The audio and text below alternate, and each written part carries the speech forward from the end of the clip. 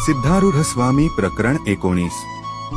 स्वामींनी प्रथम जनकराजाने स्थापिलेल्या कर्दमेश्वराचे दर्शन घेऊन दुसऱ्या मुक्कामाला भीमचंडीचे दर्शन घेऊन गंधर्वसे, काकी शुक्त, पश्चिमेश्वर इत्यादी लिंगे पाहून तिसऱ्या मुक्कामाला अयोध्यावासी श्रीरामचंद्राचे दर्शन घेऊन द्रौपदी तीर्थ पाहून पाचव्या मुक्कामाला 5 पांडव पाहिले। तेथून निघून मध्ये असलेली लिंगे 5वे मुक्कामाला आले। तेथे कपिलधारा तीर्थी आचमन करून सिद्धकरी इत्यादी लिंगे पाहून स्वर्गफल देणारी सिद्धदुर्गाही त्यांनी पाहिली। नंतर शिवराम नादाचे लिंग पाहून निर्वाशा, सर्व सुंदरी, सिद्धी, बुद्धी, स्वधा, स्वाहा, महानिद्रा इत्यादी शक्तियुक्त देवता पाहून पंचक्रोश यात्रेची समाप्ती करून ते एके ठिकाणी बसले। इतक्यात एक गृहस्थ लाह्याचे पीठ घेऊन जात होता। त्याने अवधूतास पाहून त्याला थोडेसे पीठ द्यावे असा मनात विचार करून 2 बुचुकल्या पीठ त्यास दिले। ते अवधूत घेऊन बसला आहे। इतक्यात दैवयोगाने काही भक्त तेथे येऊन धी पीठ कालवून खात बसले। त्यांनी कोरडेच पीठ घेऊन बसलेल्या अवधूतास पाहून एक द्रोणभर धी व थोडेसे मीठ दिले। ते स्वामींनी घेऊन त्यात मीठ कालवून त्याचा लाडू करून खाल्ला व तेथेच स्वरूपस्थितीत विश्रांती घेऊन सकाळी उठून प्रयागतीर्थाला निघाले। वाटेने मनात म्हणू लागले की क्षेत्रसंचार करण्यास सामर्थ्य नसणारा क्षेत्रनामाचे संकीर्तन करील तर तो धन्य होईल। कारण सर्व तीर्थक्षेत्रांची नावे परमात्मावाचक आहेत, म्हणून त्या नामाचे ध्यान करणारा ते रूप पावतो।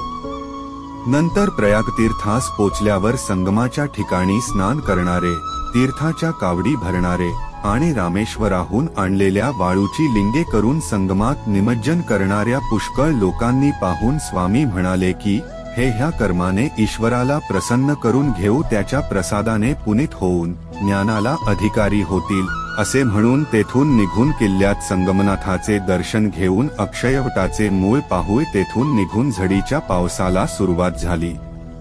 मेघ गडगडू लागले, सोसाट्याचा वारा वाहू लागला, विजा चमकू लागल्या, वादळाने दिशा धुंद झाल्या। अशा वेळी सुद्धा शांत चित्ताने एक अलंकारिक विचार करीत चालले होते। तो असा की मेघ का गडगडत असावे।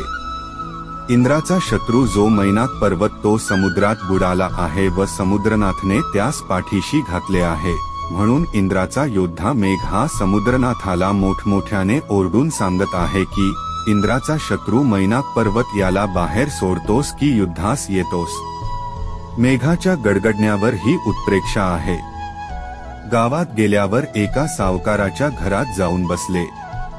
तेव्हा एक सेवक येऊन म्हणाला की हे सावकाराचे घर आहे, तू येथे का बसलास? तेव्हा अवधूत म्हणाले, हा मुसाफरखाना आहे असे समजून मी इथे बसलो। सेवक म्हणाला, तू मूर्ख आहेस। मी शेण खात नाही, अन्न खातो। मला शेण खाणारा म्हणतोस तेव्हा तूच मूर्ख असे अवधूत म्हणाले। सेवक म्हणाला, मी कसा मूर्ख? तेव्हा स्वामी म्हणाले, ह्या घरात हल्ली कोण राहतो? सावकार, ह्याच्या पूर्वी कोण राहत होते? ह्याचा बाप, ह्याच्या पूर्वी ह्याचा आजा, समजले बाबा? तेव्हा स्वामी म्हणाले, एकामागून एक जण येथे वस्ती करीत आले आहे, स्थिर असा कोणीही राहिला नाही। तर मग हा मुसाफरखाना नव्हे काय? हे मर्मन समजता हे घर सावकाराचे आहे असे म्हणतोस तेव्हा तू मूर्ख नव्हेस काय? असा दोघांचा वाद मोठमोठ्याने चालला आहे। असे पाहून सावकार आतून बाहेर येऊन सेवकास म्हणाला, ह्या सर्व गोष्टी वैर्यास कारण आहेत व त्याचे बोलणे नीतीस अनुसरून आहे, म्हणून ह्याने मला उपदेशच केला।